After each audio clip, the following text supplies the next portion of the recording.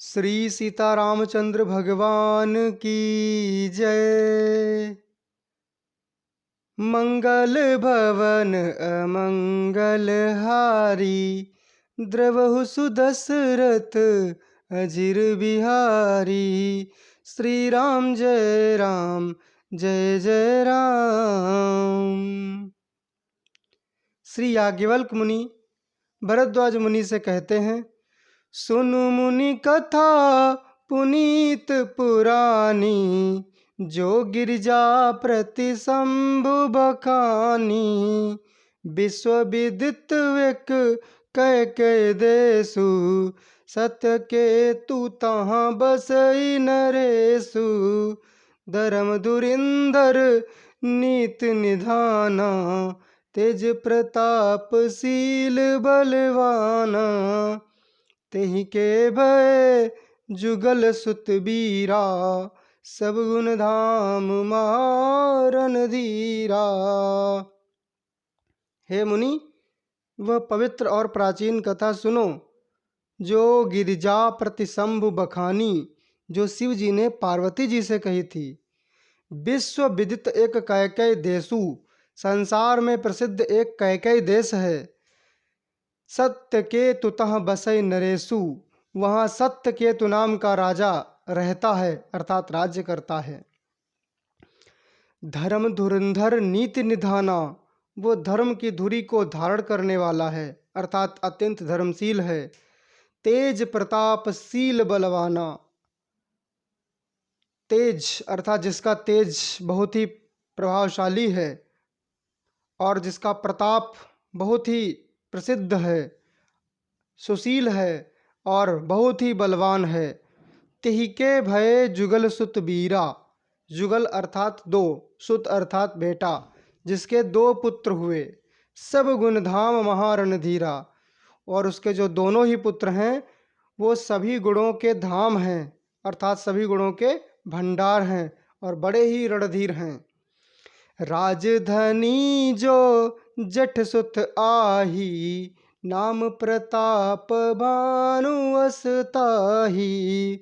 अपर सुत ही अरि मर्दन नामा, भुजबल अतुल अचल संग्रामा। राज्य का उत्तराधिकारी जो ज्येष्ठ सुत अर्थात जो बड़ा लड़का है, उसका नाम प्रताप भानु था। दूसरे पुत्र का नाम अरिमर्दन था, जिसकी भुजाओं में अपार बल था, जो युद्ध में पर्वत के समान अटल रहता था।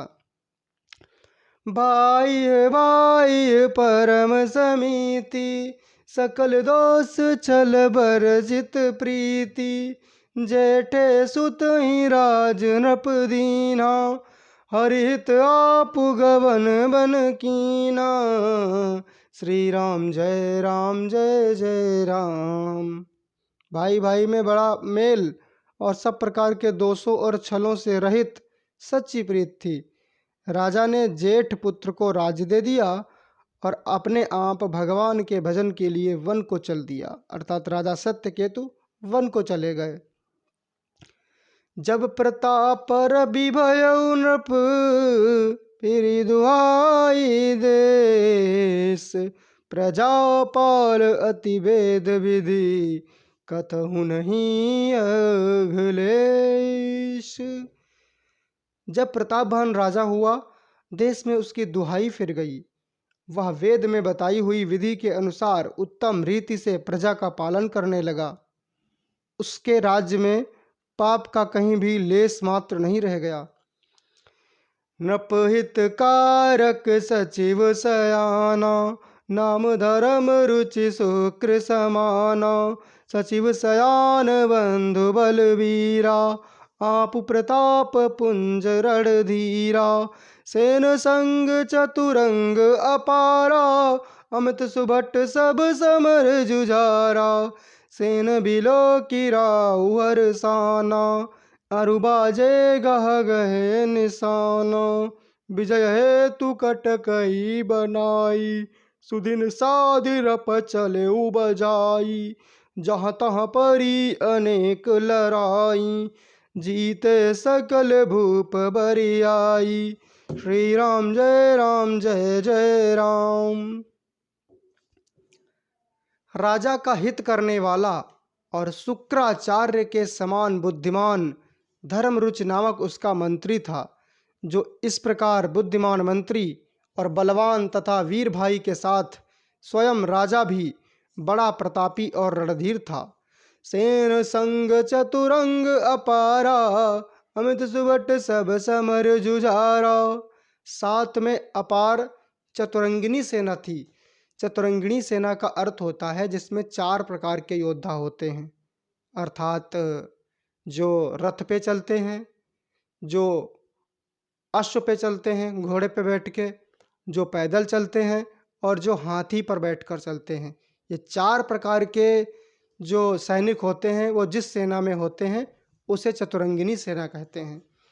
अमित सुभट सब समर जुझारा, तो उस चतुरंगिनी सेना में असंख्य योद्धा थे और सब के सब रण में जूझ कर मरने वाले थे, अर्थात मरने से डरते नहीं थे। अपनी सेना को देखकर राजा बहुत प्रसन्न हुआ। सेन बिलो की राव हरसाना, अरुबाजे गह गहे निशाना, और घमाघम नगाड़े बजने लगे। विजय हेतु कटकई बनाई, सुदिन सादिन नप चले बजाई। जहाँ तहाँ परी अनेक लड़ाई, जीते सकल भूप बरियाई। सप्तदीप भुज बल बस कीन्हे, लय लय दंड छाड़ी नृप दीने। सकल अवनि मंडल तेहि काला, एक प्रताप भानु महिपाला।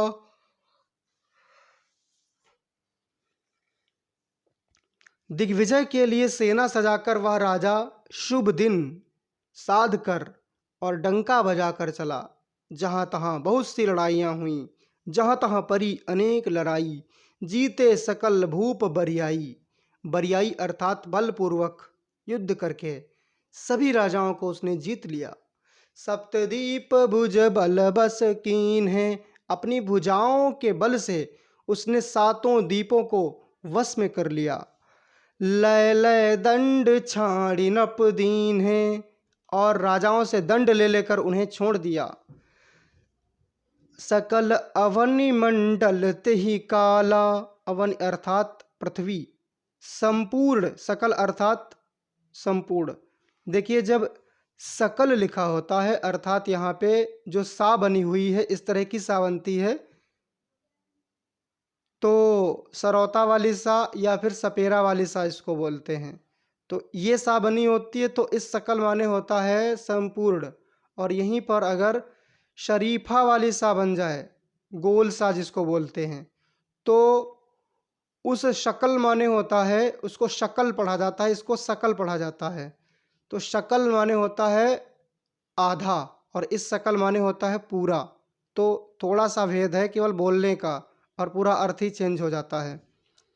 तो संपूर्ण पृथ्वीमंडल पर उस समय प्रताप भानु का ही एकमात्र, संपूर्ण पृथ्वीमंडल का उस समय जो प्रताप भानु है वही एकमात्र राजा था। सबस विश्व करि बाहुबल, निजपुर कीन प्रवेशु। अर्थ धर्म कामादि सुख, सेवई समय नरेश।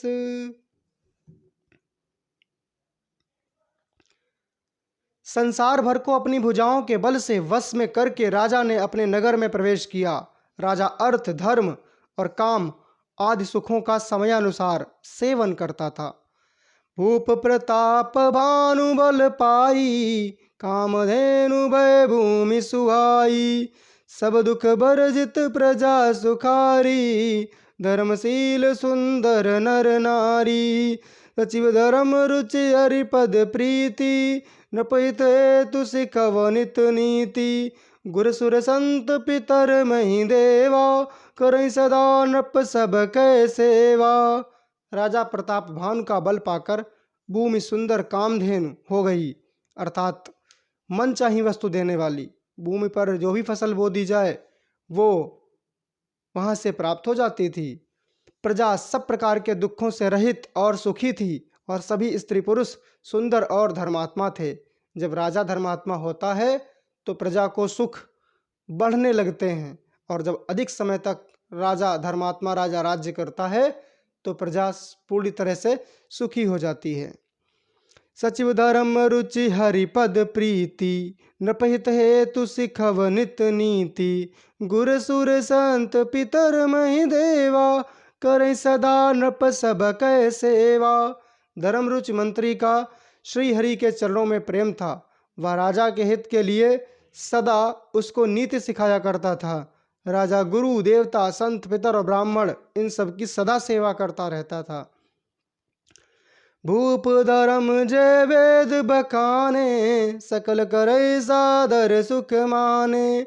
दिन प्रति देई विविध विधि दाना, सुनै शास्त्र बर वेद पुराना। भूप धर्म जय वेद बखाने, वेदों में राजाओं के जो जो धर्म बताए गए हैं। सकल करई सादर सुख माने, राजा सदा आदर पूर्वक और सुख मानकर उन सब का पालन करता था। दिन प्रति देई विविध विधि नाना, प्रतिदिन अनेक प्रकार के दान देता। और सुनई शास्त्र बर वेद पुराना, और उत्तम शास्त्र वेद और पुराण सुनता था। नाना बापी कूप तड़ागा, सुमन बाटिका सुंदर बागा। विप्र भवन सुर भवन सुहाए, सब तीर्थन विचित्र बनाए। उसने बहुत सी बावलियाँ, कुएं, तालाब, फुलवाड़ियाँ, सुंदर बगीचे, ब्राह्मणों के लिए घर और देवताओं के सुंदर विचित्र मंदिर सब तीर्थों में बनवाए थे। जहाँ लगी कहे पुराण श्रुति, एक वेक सब जाग। बार सहस्त्र सहस्त्र नृप, किय सहित अनुराग। वेद और पुराणों में जितने प्रकार के यज्ञ कहे गए हैं, राजा ने एक एक करके उन सब यज्ञों को प्रेम सहित हजार हजार बार किया। हृदय न कछु फल अनुसंधाना, भूप विवेकी परम सुजाना। करई जे धर्म करम मन वानी, वासुदेव अर्पित नृप ज्ञानी। चढ़ी बर बाजी बार एक राजा, मृगया कर सब साज समाजा। विंध्यांचल गभीर बन गयऊ, मृग पुनीत बहु मारत भयऊ। श्री राम जय राम जय जय राम, श्री राम जय राम जय जय राम। राजा के हृदय में किसी फल की कामना न थी। हृदय न कछु फल अनुसंधाना, भूप विवेकी परम सुजाना। राजा बहुत ही विवेकी था और ज्ञानी था। करई जे धर्म कर्म मन बानी, वह ज्ञानी राजा कर्म मन और वाणी से जो कुछ भी धर्म करता था। वासुदेव अर्पित नृप ज्ञानी, वो सब कुछ भगवान वासुदेव को अर्पित कर देता था।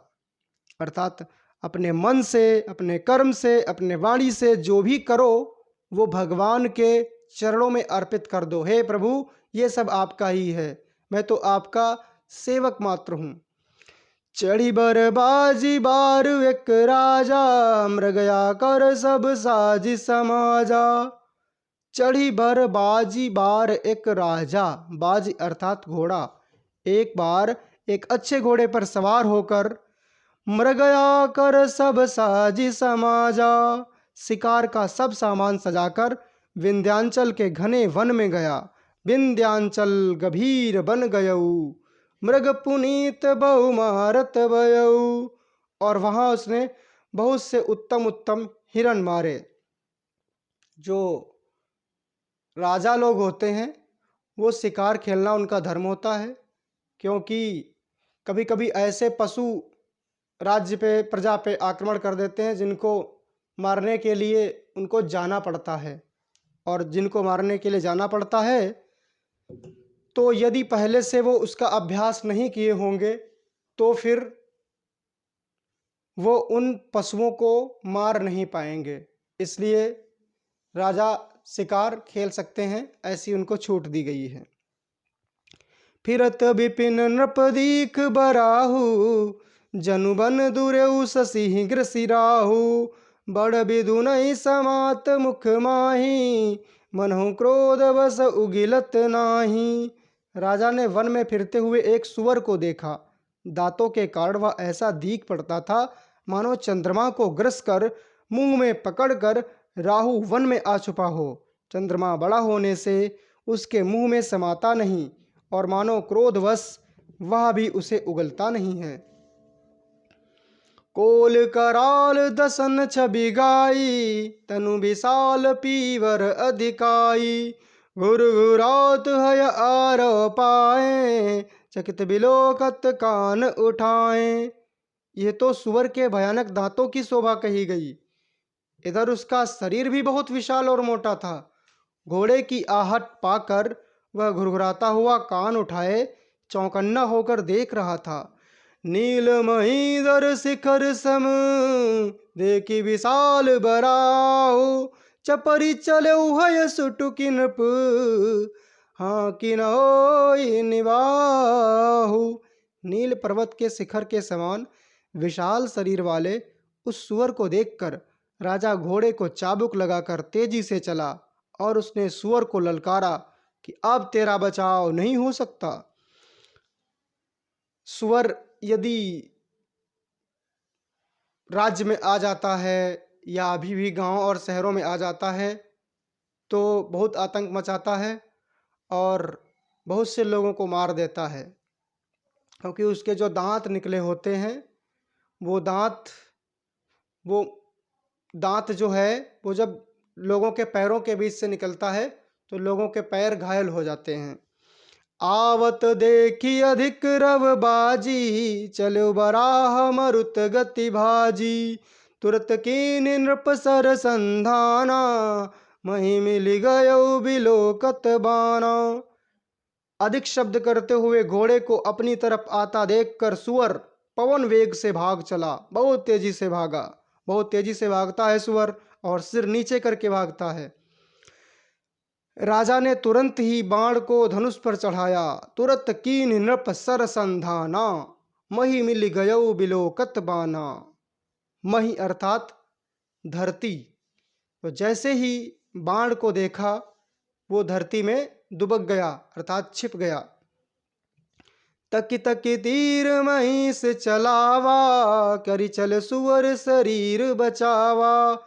प्रगटत दूरत जाई मृग भागा, ऋषभर भूप चले संग लागा।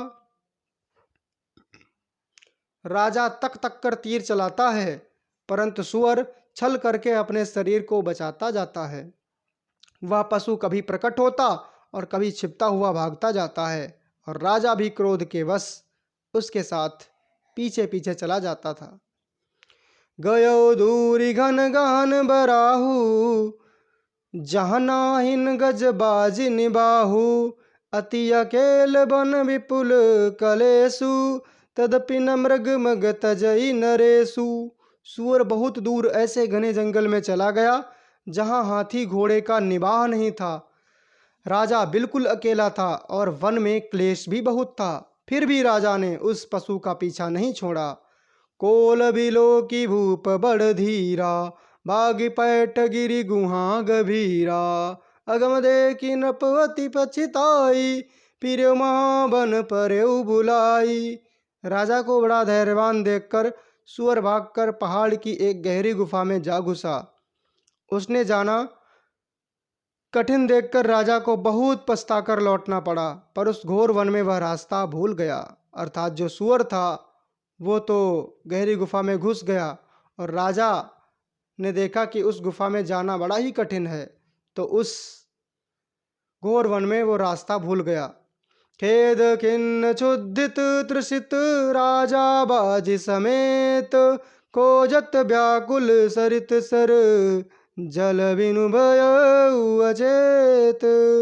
बहुत परिश्रम करने से थका हुआ और घोड़े समेत भूख प्यास से व्याकुल राजा नदी तालाब खोजता खोजता पानी बिना बेहाल हो गया। फिरत विपिन आश्रम एक देखा, तहाँ बस नृपति कपट मुनि बेसा। जासु देश नृपलीन चढ़ाई, समर सेन तज गय उपराई। वन में फिरते फिरते उसने एक आश्रम देखा। वहाँ कपट से मुनि का वेश बनाए एक राजा रहता था, जिसका देश राजा प्रताप भानु ने छीन लिया था और जो सेना को छोड़कर युद्ध से भाग गया था।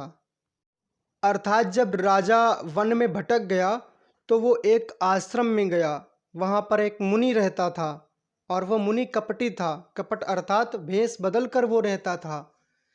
उस राजा का राज्य पहले जीत लिया था राजा प्रताप भानु ने, और वहाँ से अपनी सेना को छोड़कर, वहाँ से भागकर वो मुनि का वेश बनाकर उस जंगल में रहने लगा था।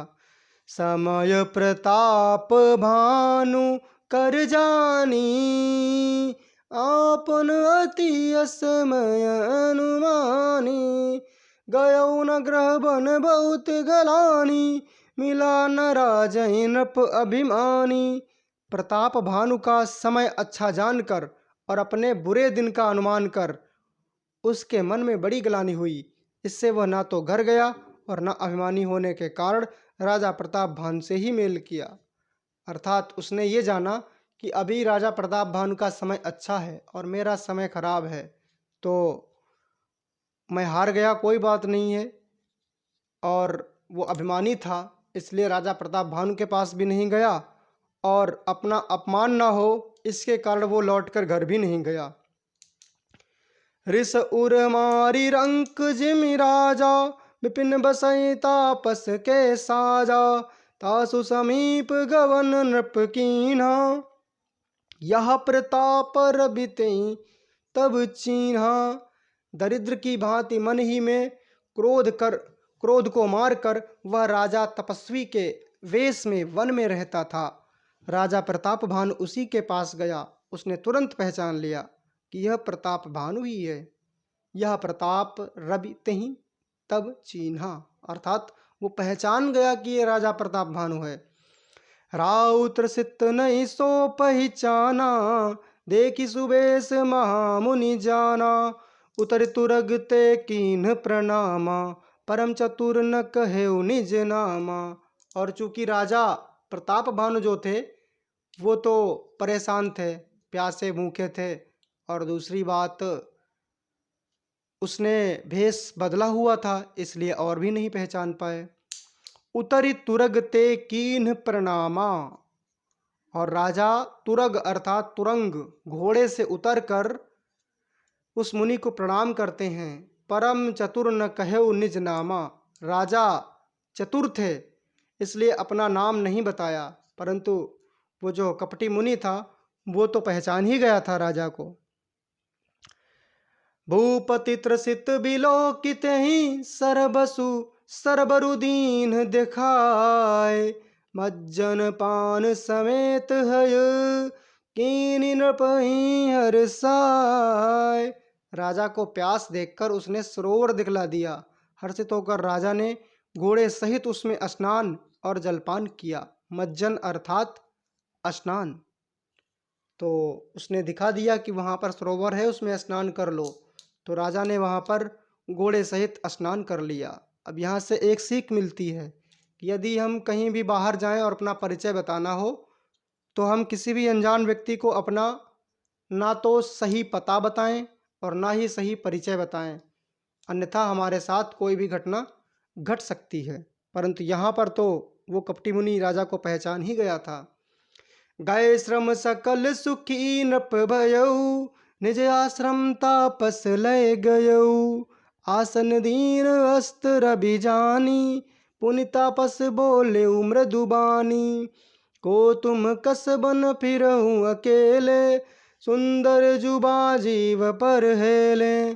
चक्रवर्ती के लक्षण तोरे, देखत दया लागी अति मोरे। नाम प्रताप भानु अवनीसा, तासु सचिव मैं सुनहु मुनीसा। फिरत अहेरे परेऊ भुलाई, बड़े भाग देख्यूं पद आई। सारी थकावट मिट गई, राजा सुखी हो गया, क्योंकि जब आप थके होते हैं और आपको स्नान करने को मिल जाए तो आपकी थकावट चली जाती है। तब तपस्वी उसे अपने आश्रम में ले गया और सूर्यास्त का समय जानकर उसने राजा को बैठने के लिए आसन दिया। फिर वह तपस्वी कोमल वाणी से बोला।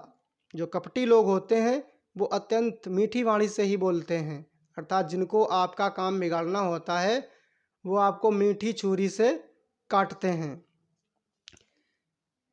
तो कपटी मुनि क्या बोला कि तुम कौन हो? सुंदर युवक होकर जीवन की परवाह न करके वन में अकेले क्यों फिर रहे हो? तुम्हारे चक्रवर्ती राजा के से लक्षण देखकर मुझे बड़ी दया आती है। नाम प्रताप भानु अवनीसा। हे मुनीश्वर सुनिए। राजा प्रताप भानु कहने लगे, हे मुनीश्वर सुनिए, प्रताप भानु नाम का एक राजा है। अब यहाँ से राजा का एक पर्यायवाची आपको और पता चल गया। जब आप रामायण पढ़ेंगे तो आपको एक एक शब्द के अनेकों पर्यायवाची मिलेंगे। तो जो लोग किसी परीक्षा की तैयारी कर रहे हैं उनको भी रामायण पढ़ने से लाभ है। बहुत से पर्यायवाची और विलोम यहाँ पर आपको देखने को मिल जाएंगे, और भी कई तरह के, मतलब ये हिंदी का एक बहुत बड़ा साहित्य है, इसलिए आपको यहाँ पर सब कुछ मिलेगा। तासु सचिव मैं सुनहु मुनीसा, मैं उसका मंत्री हूँ। अब राजा ने नाम अपना नहीं बताया, लेकिन ये बताया कि प्रताप भानु नाम का एक राजा है और उस राजा का मैं मंत्री हूँ। फिरत अहेरे परव भुलाई, शिकार के लिए, अहेरे अर्थात शिकार के लिए फिरते हुए राह भूल गया हूँ।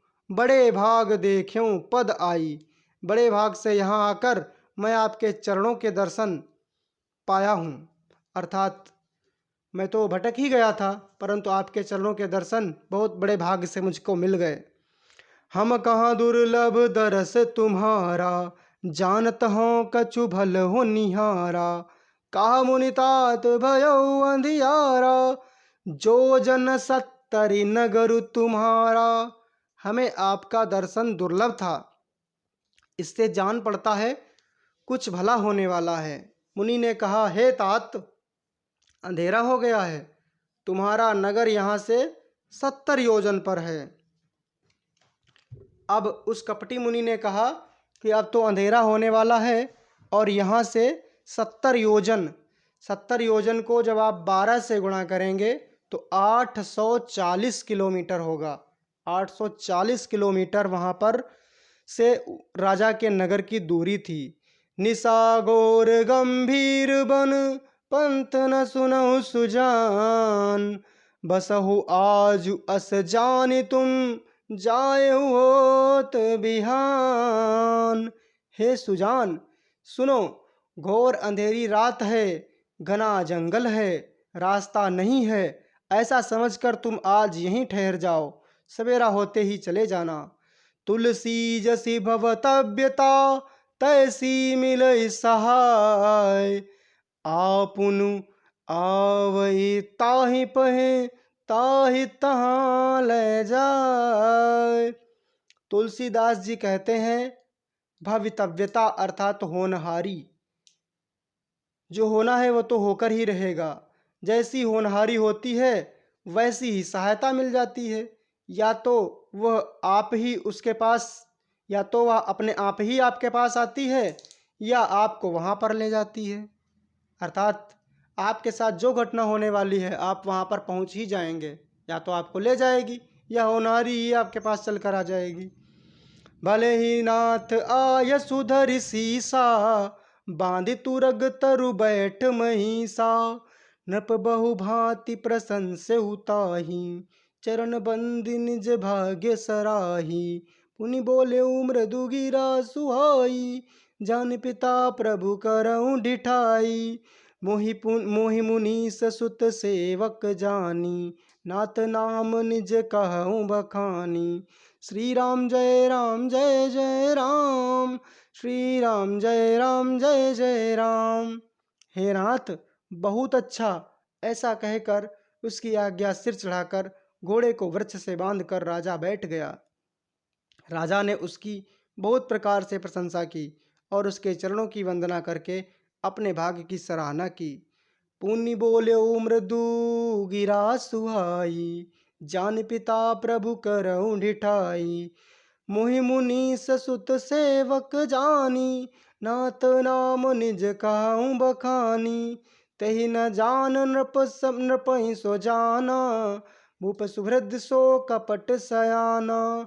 बैरी पुनि छत्री पुनि राजा, छल बल कीन चाहे निज काजा। राजा ने उसको नहीं पहचाना, पर वह तो राजा को पहचान गया था।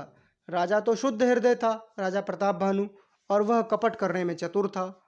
एक तो वैरी, फिर जाति का क्षत्रिय, फिर राजा, वह छल बल से अपना काम बनाना चाहता था। एक तो वैरी अर्थात राजा का शत्रु, और दूसरे क्षत्रिय। क्षत्रिय तो वैसे भी बदला लेने में आगे रहते हैं।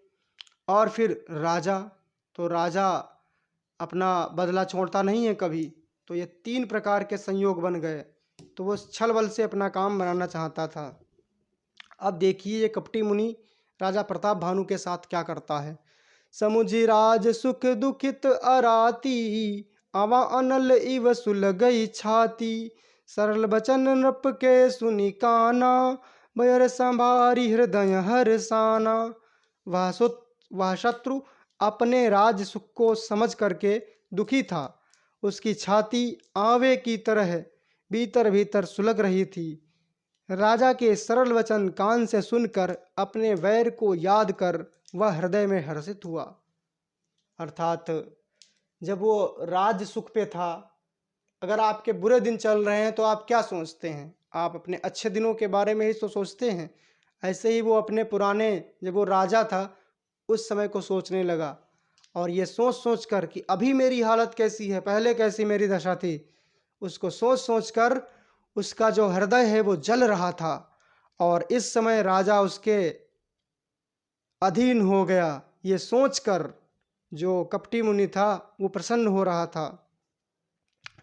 कपट भोरी बानी मृदुल, बोले जुगुति समेत।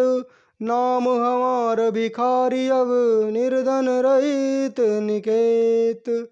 वह कपट में डुबोकर बड़ी युक्ति के साथ कोमल वाणी बोला, अब हमारा नाम भिखारी है, क्योंकि हम निर्धन हैं। और अनिकेत, अनिकेत अर्थात निकेत, निकेत अर्थात निकेतन माने होता है घर, और यहाँ पर क्या लिखा है? रहित निकेत। रहित निकेत, निकेत से रहित, यानी जिसके पास घर ना हो, मैं ऐसा हो गया हूँ। कहा नृप जे विज्ञान निधाना, तुम सारी के गलित अभिमाना। सदा रही अपन पौ दुराए, सब विधि कुशल कुबेख बनाए। तेहि ते काए संत श्रुति टेरे, परम किंचन प्रिय हरि केरे। तुम सम अदन विकार, तेहि ते काई संत श्रुति टेरे, परम किंचन प्रिय हरि केरे। तुम सम अदन भिखारी अगेहा, होत बिरंच शिवहि संदेहा। श्री राम जय राम जय जय राम, श्री राम जय राम जय जय राम। इसी से तो संत और वेद पुकार कर कहते हैं कि परम अकिंचन अर्थात अहंकार, ममता और मान रहित होकर ही भगवान को प्राप्त किया जा सकता है। आप सरीखे निर्धन भिखारी और गृहहीनों को देखकर ब्रह्मा और शिव जी को भी संदेह हो जाता है कि वे वास्तविक संत हैं या भिखारी। जो शिशो तव चरण नमामि, मो पर कृपा करिय अब स्वामी। सहज प्रीति भूपति कह देखी, आप विषय विश्वास विषेखी। आप जो हो सो हो, मैं आपके चरणों में नमस्कार करता हूँ। हे स्वामी, अब मुझ पर कृपा कीजिए। अपने ऊपर राजा की स्वाभाविक प्रीति और अपने विषय में उसका अधिक विश्वास देखकर सब प्रकार राज ही अपनाई, बोले अधिक स्नेह जनाई। सुनु सती भाव कहो महिपाला, यहाँ बसत बीते बहु काला। सब प्रकार से राजा को अपने वश में करके अधिक स्नेह दिखाता हुआ वह कपट तपस्वी बोला, हे राजन सुनो, मैं तुमसे सत्य कहता हूँ, मुझे यहाँ रहते बहुत समय बीत गया। अब जो है जो कपटी मुनि है वो अपना झूठा परिचय राजा को दे रहा है और राजा को अपने बातों में उलझाना चाहता है। अब लगी मोहि न मिलऊ कऊ, मैं न जनावऊँ काहू, लोक मान्यता अनल सम, कर तप कानन दाहू। मित्रों, हमने यहाँ तक कथा सुन ली है जब राजा प्रताप भानु वन में रास्ता भटक जाते हैं और कपटी मुनि से मिल जाते हैं। इसके आगे की कथा अब अगले वीडियो में श्रवण करेंगे। तब तक के लिए इस कथा को सबके साथ शेयर कीजिए और कमेंट बॉक्स में जय जय श्री सीताराम लिखना ना भूलिए और हमें सपोर्ट अवश्य कीजिए। अधिक से अधिक व्यूज़ हमारे इस वीडियो पर ला कर दीजिए ताकि हम इस कथा को कंटिन्यू रख सकें। तो मिलते हैं अगले वीडियो में, तब तक के लिए जय जय श्री सीताराम, जय जय श्री राधेश्याम। नमो पार्वती पते, हर हर महादेव।